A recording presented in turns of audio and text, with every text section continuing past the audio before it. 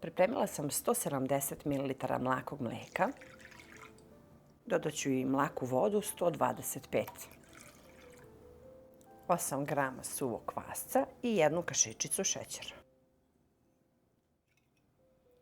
Dodat ću par kašika brašna, pa čekam kvasac 5 minuta.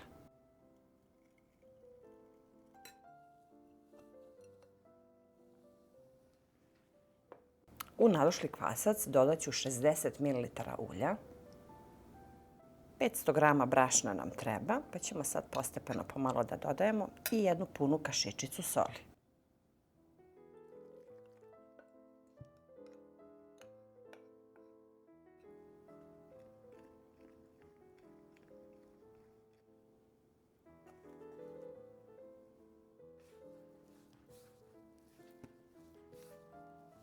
Već sam potrošila oko 450 grama, tako da ovo malo što je ostalo treba nam kasnije za premešivanje.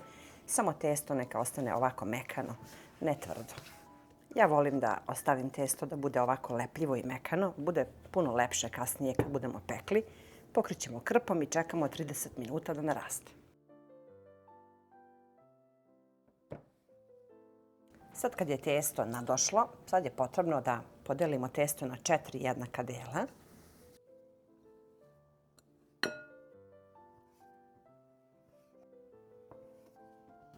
Oblikujemo blago loptice, sklonimo sa strane, ništa ne čekamo, odmah razvučemo prvu lopticu.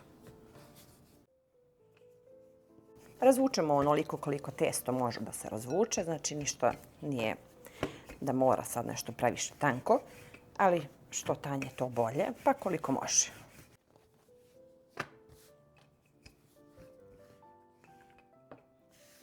Sad ću da sklonim ovu koru sa strane, pa ćemo da razvučemo tako sledeću i tako sve 4.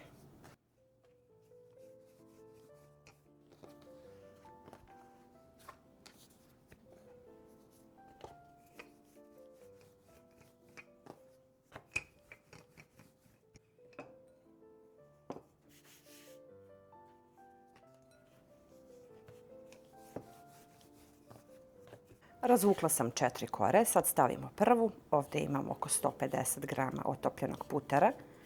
Premažemo preko cijele kore, a onda stavimo sljedeću koru preko. Lijepo razvučemo. Lijepo spojimo. Opet premažemo malo puterom.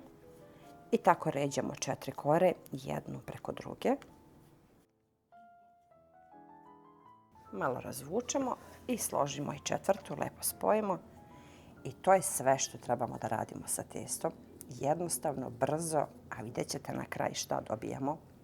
Nešto na brzinu za doručak i večeru za svoju porodicu. Predivno. Stavimo malo brašna ispod testa i vrlo malo razvučemo da bude samo tanja ova kora. Oblikujemo lijepo da nam bude ovako u pravougaonom obliku, pa isečemo testo na 3 trake otprilike iste širine. Ovako. I isto ovako na 3 da dobijemo ovako 9 kocke. Pripremila sam fil, 250 grama sitnog sira i 2 jaja.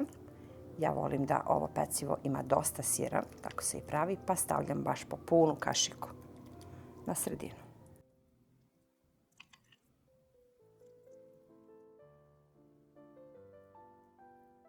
Sad ćemo samo jednostavno da prebacimo testo ovako da dobijemo trougao. Povučemo sir malo unutra i prebacimo preko.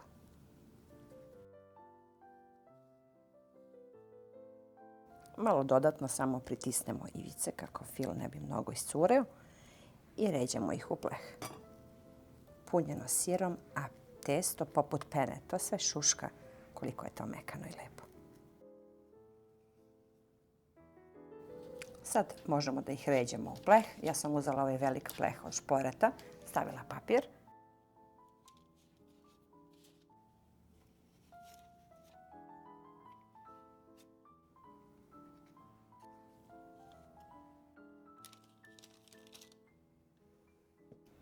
Pokriću krpom i čekam 15 minuta da naraste.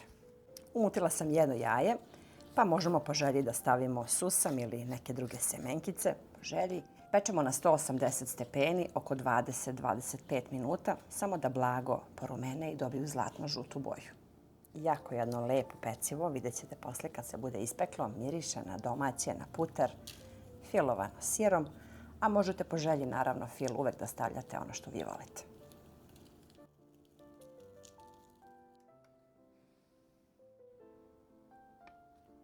Pekla sam tačno 25 minuta na 180 stepeni. Pogledajte samo kako ovo lepo izgleda. Lepo je nadošlo, a miriše cela kuća.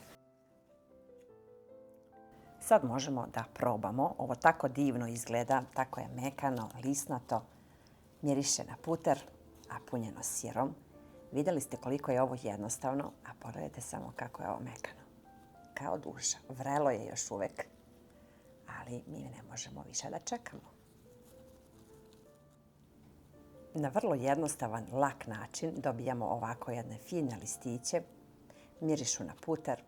Biće mi drago ukoliko budete probali ovaj predivan recept, nešto poput slanih kifli, ali na jednostavniji način. Eto, to bi bilo za danas. Sve vas puno pozdravlja vaša Aurora, pa se vidimo uskoro sa nekim novim receptom iz moje kuhinje.